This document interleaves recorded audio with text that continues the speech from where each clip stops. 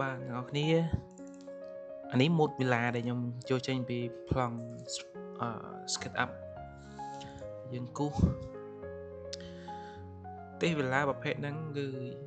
គេថាប្រភេទking villa ហើយចំពោះវាជាលក្ខណៈ minimal ទេបែបអាកាទិកហើយចំពោះខាងមុខផ្ទះគឺយើងសល់ backyard មួយសម្រាប់ធ្វើជាចំណតឡានមានចដើមផ្នែកកណ្ដាលហើយចំពោះលបងវាមានលាយឈើជាមួយដៃខ្មៅហើយម៉ូតនឹងស្អាតខ្ញុំឃើញនៅខាងភ្នំពេញគេធ្វើច្រើនណាស់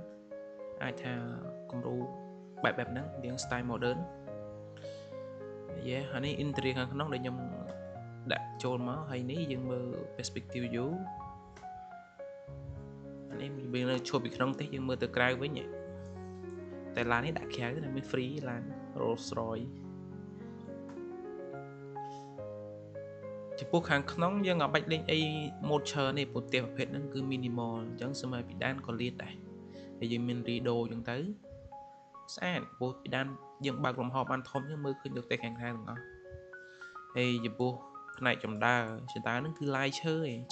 ហ្នឹងជាងយើងបៀកស្មាកូតទៅហើយផ្នែកខាងនេះគឺខាត់ម៉ាន់ខាត់ប៉ូលីអាឡូងបាទអានេះមើលពីចំហៀងមកច្រកចូលចំហៀងស្អាតមើលទៅអូសេរីឡាយមែនតើហ្នឹងទៅលក្ខណៈការរស់នៅគឺមានផាសុកភាពឆ្លាញ់ការរស់នៅបែបហ្នឹងស្អាតអានេះបើយើង low angle shot ពីមុខទៅ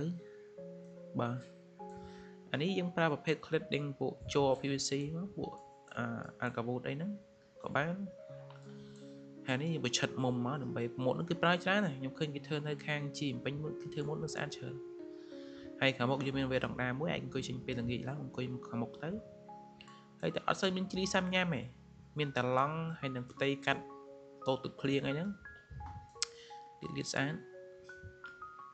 តិចតែស្អាតនេះអានេះ shot នៅពេល evening time ហ្នឹងក៏ស្អាតដែរហើយ cool ហ្មង cool light ហ្មងនេះបើយើងឈោពីមុខផ្ទះចេញទៅឃើញមានជាងឌីកូអូញាក់សាច់ហ្មងគេធ្វើបានស្អាតអាកាទិកឈើគេធ្វើបានស្អាតផ្ទះហ្នឹងនេះប្រដាប់នៅសម្រាប់ធាក់បាយនេះធំដូចអាដែលខ្ញុំបង្ហាញថ្ងៃមុនអញ្ចឹងគឺសឹងថាប៉ុនកដៃអញ្ចឹងយើងដាក់របស់ធំទៅអូខេស្អាតហើយខ្ញុំបង្ហាញពី model របស់ sketch up ម្ដងអានេះជា model របស់ចេញពី sketch up បងប្អូន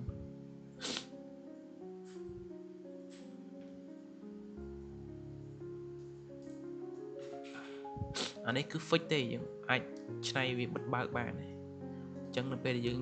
construction យើងអាចដូរអាហ្នឹងមកជាប្រភេទជាងដូច window អញ្ចឹងគឺទ្វារហ្នឹងអាច move បានអាចឆ្លាស់បានបិទបើកបានហើយយើងអាច fix ជើងលើក្រោមមក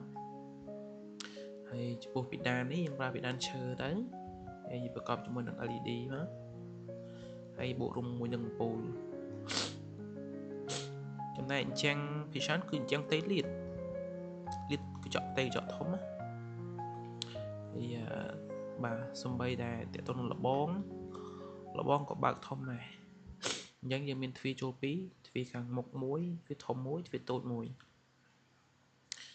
ហើយអត់សូវមានជ្រីអីច្រើនទេបងប្អូនម៉ូតហ្នឹងគឺលាតត្រង់ហើយនៅពេលដែលយើងធ្វើរួចគឺស្រស់ស្អាតប្លែកភ្នែកហ្មងហើយ interior យើងអាចរៀបបានតាមក្រោយទេចំពោះដំបូលយើងអាចប្រើជាដំបូលស័ង្កសីស្នោបានដោយខាងនេះយើងអាចចោះវាបែបនេះអ្នកនរគ្នាចោះវាជាប្រភេទធ្នឹមហើយចាក់ curve ដើម្បីកាត់តូទឹកហើយកន្លែងនេះយើងអាចធ្វើបែបនេះចាំខ្ញុំធ្វើឲ្យមើលបាទអានេះយើងដើរតួជាដំបូលស័ង្កសីទៅអញ្ចឹងដល់ពេលខាងក្រៅផ្ទះមើលមកគឺអត់ឃើញដំបូលទេហើយ color យើងអាចចាប់ជ្រីក៏បានដែរបើយើងថាយើងស្រឡាញ់ជ្រីថែមបើតែយើងចង់លាតកាត់តាពណ៌ក៏បានដែរអញ្ចឹងស្អាតដូចគ្នាកន្លែងហ្នឹងហើយបកមើលរូបដែលខ្ញុំធ្វើឲ្យវិញយើងអាចលេងប្រភេទបែបនេះបានមកបងនិយាយ ដល់ពេលសាច់សម្រាប់ការងារមកគឺចេញមកបែបនេះអូខេមកផ្ទះហ្នឹងគឺខ្ញុំកាត់ត្រួសទេហើយចំពោះ interest ខាងក្នុងយើងអាចរៀបបានតាមតម្រូវការរបស់យើងតាមក្រោយតាមទំហំដីណាពីច្រើនផ្ទះហ្នឹងអត់ត្រូវការក្បាលដីវែងទេគឺផ្ទះហ្នឹងពីច្រើនគឺយើងអាចសិក្សាជាមួយនឹងទំហំដីលក្ខណៈsymmetry គ្នាទាំងពីរជ្រុងបងប្អូនទាំងទទឹងទាំងបណ្ដោយហើយក្នុងប្លង់ដែលខ្ញុំត្រាស់ដៃនេះយើងក្បាលរបស់យើងដាក់ចេញគឺក្បាល10ម៉ែត្រហើយនឹងបណ្ដោយរបស់វាតង់ដីដល់លបងនេះបងប្អូនដល់លបងខាងមុខនេះគឺ18ម៉ែត្របើត្រឹមតែតួផ្ទះគឺ15ម៉ែត្រគឺ10គុណ15 2ជាន់ហើយមួយជាន់របស់យើងគឺ4ម៉ែត្រខាងមុខយើងសល់វេរណ្ដាធំមួយសល់កន្លែងដាំផ្កាបាទអូខេម៉ូតថោះស្អាតមកអាចទូយកបានសម្រាប់ខ្ញុំម៉ូតមកហ្នឹងគឺ logic ហ៎